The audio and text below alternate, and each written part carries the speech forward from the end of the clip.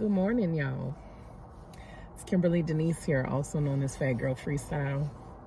It's been a while since I've recorded a video for y'all, but here I am on this very peaceful, very overcast, but still beautiful Sunday morning.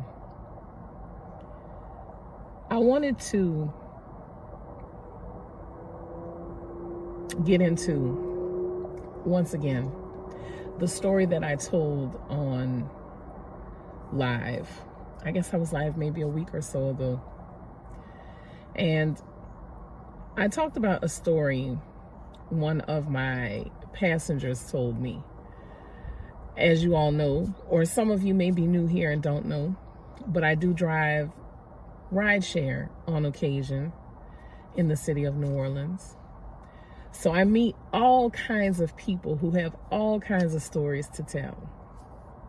And of course, with their permission, I share them here with you all. So this particular story, I wanted to give it its own video. I didn't want it to get buried within my live video, because I want as many people as possible to hear it.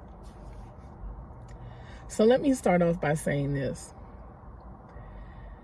A lot of people talk about how mysterious New Orleans is, how very spiritual this place is. Some people even consider New Orleans to be a portal, with some areas being a portal within a portal, which, having lived here for most of my life, this being home, I can definitely, absolutely, positively agree with that. There are some things that happen in New Orleans that don't happen anywhere else. I think it's a combination of not just the spiritual energy, but the fact that we are situated so close to the river, but that we also have a lot of different bodies of water within different parts of the city. And water conducts a lot of energy, especially a lot of spiritual energy. So I believe that this is what makes New Orleans as unique as it is. On top of the fact that there are so many different types of spiritual practices that happen here, because it's a very welcoming place. There's a lot that happens here, good and bad, but overall, it is very welcoming. It is a very accepting place, and people can truly be themselves here. And nobody is going to look at you funny if you tell them, oh, this is my spiritual belief. This is my spiritual belief. So I guess consider this an open invitation. If you've ever wanted to visit New Orleans, or if you've only been here once and you've been trying to come back, consider this your open invitation. Consider this your sign that it's time for you to come to New Orleans. This morning, I am in one of the St. Louis cemeteries, and the story I'm going to tell you has a connection to a cemetery. Not this particular one, but a different one in Uptown New Orleans. So this happened a few months ago. I've been holding on to this story for a while, but with everything happening, with my dad passing, my dad getting sick first and then passing, and just kind of life overall, I didn't have a chance to tell it and didn't want to tell it until I was feeling more like myself. So today is that day. A gentleman shared this with me, by the way. So I pick up my passenger, and I always make conversation with them. I always like to ask them, you know, what brings you to New Orleans? What do you love about New Orleans? And overall, I always get, oh, we love New Orleans. We come here 2 or 3 times a year. I try to come here as often as I can. I love this place. Something about it just draws me to it. I hear that a lot. So this gentleman told me he had been coming to New Orleans for about 30 years. And that this was going to very likely be his last trip here because he was sick and he wasn't sure if, if he was going to get better. But if he did get better, he wasn't sure if he would be able to travel again. Y'all forgive the announcements in the background. We're not too far from the racetrack. So I said, oh, well, I'm certainly very sorry to hear that. And he's like, it's no problem. He said it's been a great run. And he said, honestly, I'm kind of looking forward to heading to the other side when my time comes. He's like, there's somebody waiting for me. And I thought, how beautiful that is to not only embrace, but to look forward to making the transition into the next existence because someone's waiting for you. I thought maybe he was going to say one of his parents or maybe a sibling or a grandparent. So we got into more conversation and I, of course, asked him a few more questions. And he told me the first time he came to New Orleans years ago was with some friends. They were coming here to, I think, celebrate something. I think one of the gentlemen was getting married and they were celebrating that, kind of like a bachelor trip. Forgive me if the details are kind of hazy. My mind isn't as organized as it used to be. So excuse that. But he came down here with some friends. And of course, they went all through the French Quarter, that area where people normally go when they come to the city. And he said they were having a great time. And they met some people that invited them to a party in the Bywater, Marigny area. And he said, we go to the house. The house is, there's lots of people. He said there's music, people are drinking. It's lively. And he met a young woman.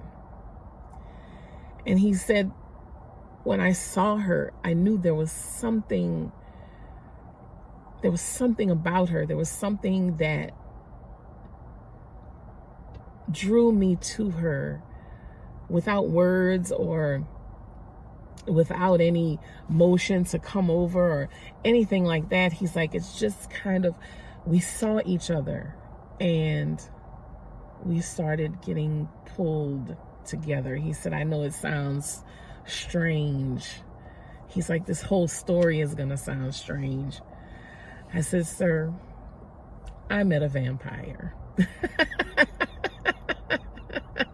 There is nothing that you can tell me that's going to sound strange. I promise you. So he said they spent the night, just talking. He said it's almost like everyone else there melted away. He said it was just the two of us. And it was beautiful. He said, I'd never felt that before. He said, and I haven't felt it since. So he said it got to that point in the night where him and his friends leave. And he realized that in all of their conversation, he never asked the young lady her name, her phone number, her address, nothing. He said, and we talked about so many things. He said, I can't believe I was foolish enough to not even ask her these simple details so we could keep in touch. He said, but my friends and I, he said, we got together the next day and we went back to the area. And he says, we found the house. He said, and we knew it was the house because there were certain landmarks in the area to let them know that this was the house. He said, but the house was in disrepair. The house was abandoned. The house at some point had experienced a fire. Because he said you could, they walked around the side and you could see the damage. And he said they kind of questioned themselves and, wandered through the neighborhood looking around, trying to make sure that this was in fact the house that they were at. And he said, I know it was the house because it was the only house on the block that had this particular type of porch. He said, but, we still were like, nah, this can't be it. There's no way this is the house we were at for this party with all of these people. He said, there's no way. So we have to be mistaken. So they wandered and wandered and wandered and wandered. And, even though they knew for a fact that these certain landmarks that they had noticed and really paid attention to, they knew that this was the house. He's like, well, maybe there's a house that looks similar, other landmarks that look similar.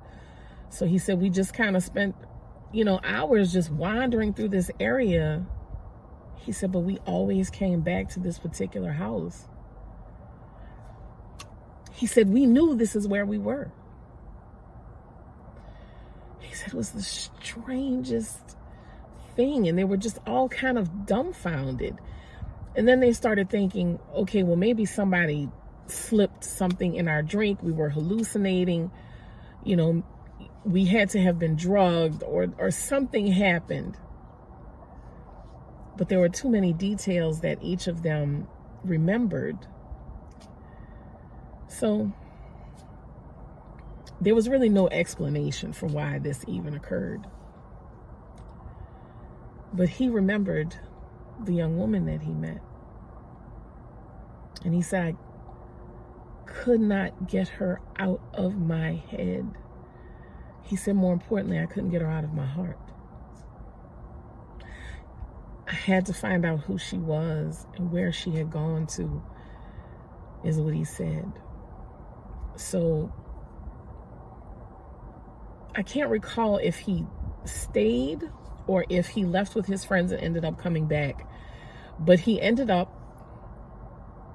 one way or another, remaining in New Orleans for like 3 years, I believe, doing research on this house and who had lived there, who had owned it, what had happened, all of these things, talking to neighbors in the area, asking people questions. Like he said he did all of this research to get to the bottom of this experience that he absolutely knows that he had.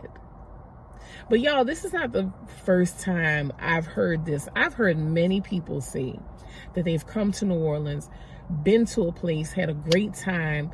They go back the next day and the place doesn't exist. Again, I believe New Orleans is one of those places where different times and different existences slide together and sometimes they overlap. So we kind of end up in this space in between the spaces. And that's how so many people have these experiences. So he said he's doing his research, trying to figure out what happened at this house.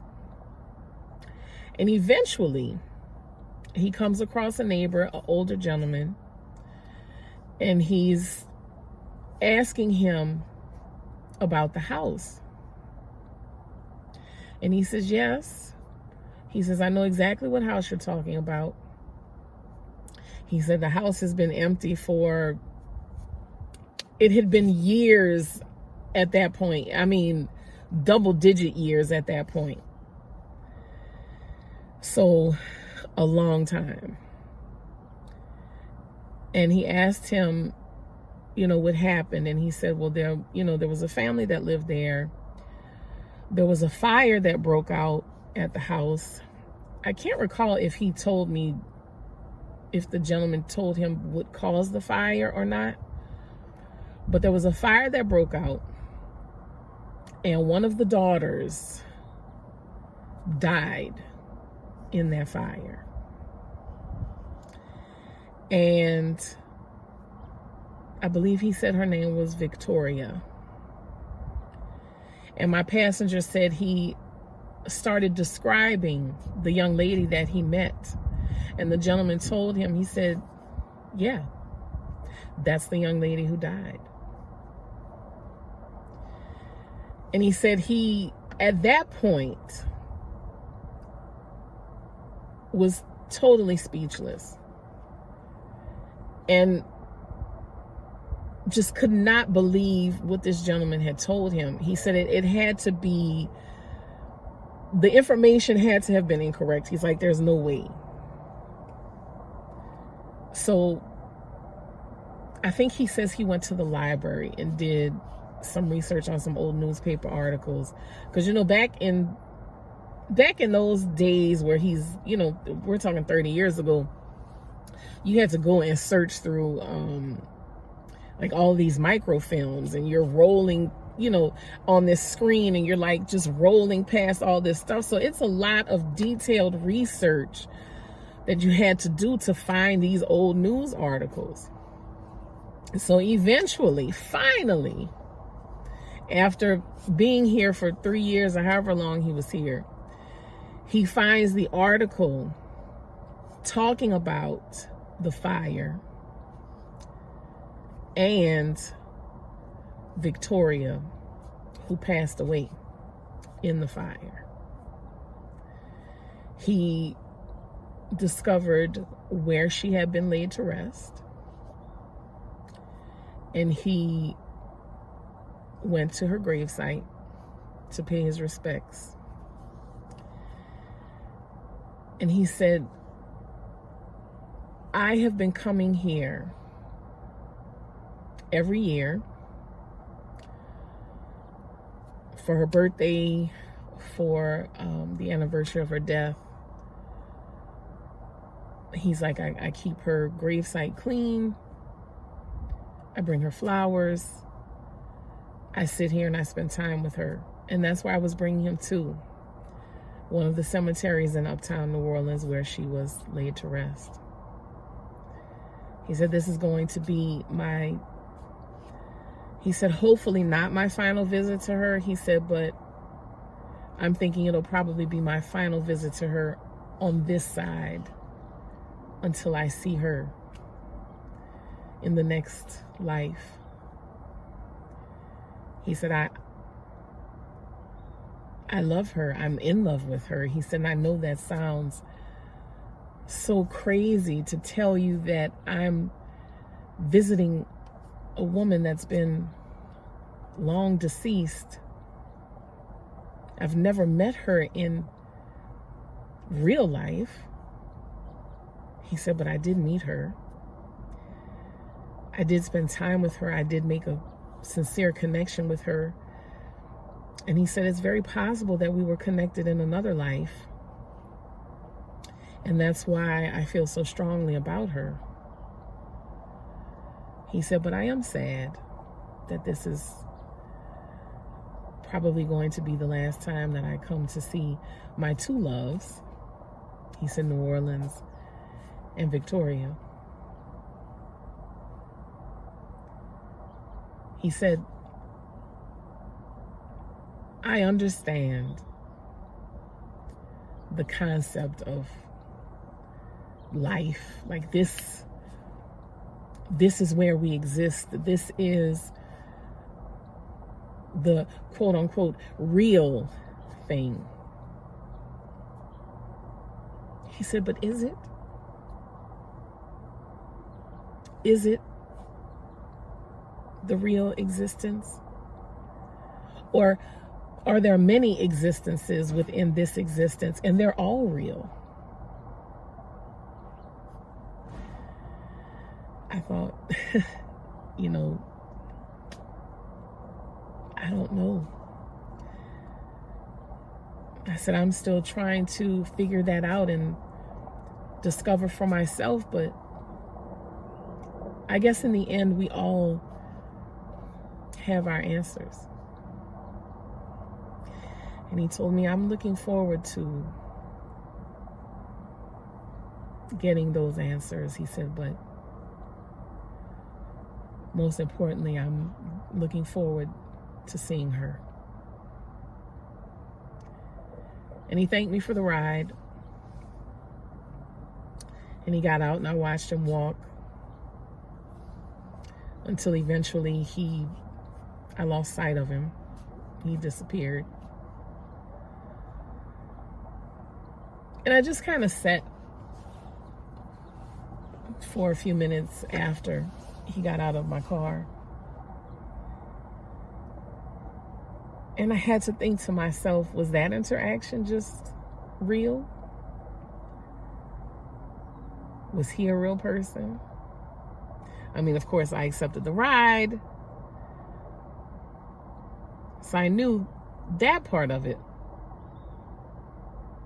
was real. Or was it?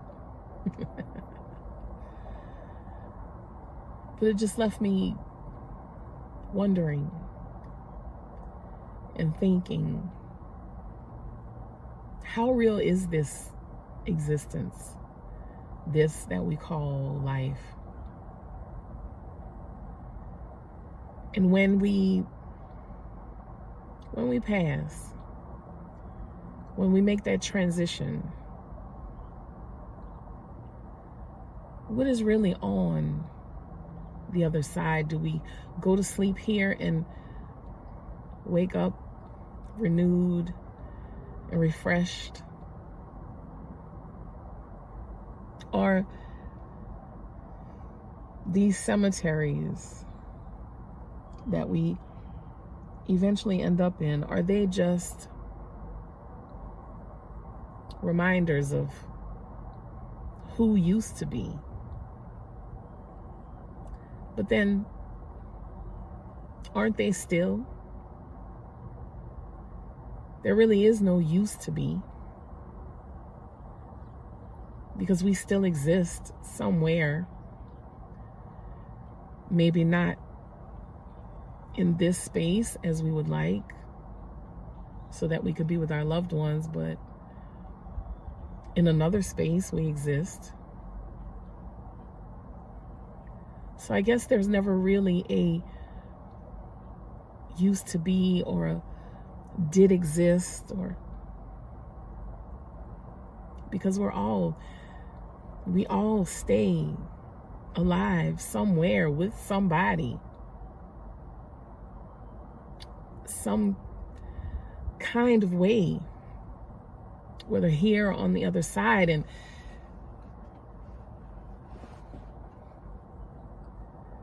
I thought that was very sweet of him to hold on to that love, that feeling. And he said he knew when he saw her. And maybe it was a glimpse for him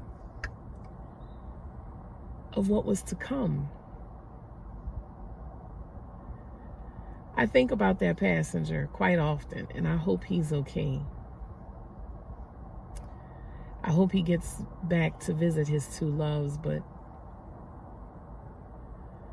I know how much he was looking forward to meeting his love on the other side. So I hope you enjoyed the story. Thank you for spending time with me this morning. And as always, I love you.